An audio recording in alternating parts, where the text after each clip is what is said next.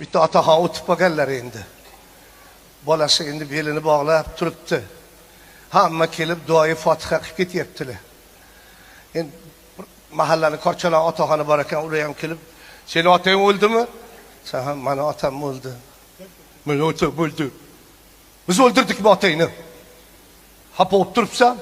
Mahalla qo'ni qo'shni qarindosh urug' kiryapti, xo'mrayapsan. "Otangni biz o'ldirdikmi? Ko'tar kallayni." Necha yoshda edi otang? 70 ga chiquvdilar. 70 ga chiquvdilar. To'y bu. Hozir birov 70 ga boryaptimi hozir? Kelinglar, Mahmad Musa.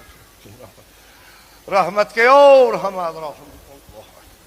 Seni otang o'ldimi? Ha, meni otam o'ldi. Meni otam o'ldi. Kimdan xafasan sen? Xafa bo'lma. Otang necha yoshda edi? Aytdim-u. Yana ayt. Necha yoshda edi otang? 70 ga boruvdilar. To'y bu. Hozir birov 70 ga boryaptimi hozir?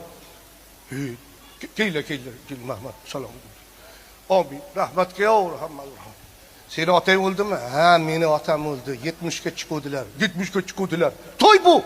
O'zingiz nechaga chiqdingiz ota? Men 80lardan oshib ketib qoldim. To'yingiz o'tib ketibdi. Nima qilibsiz siz? Hammani ota-onasini umri uzoq bo'lsin, ilohi baxtimizga sog' bo'lib yursin.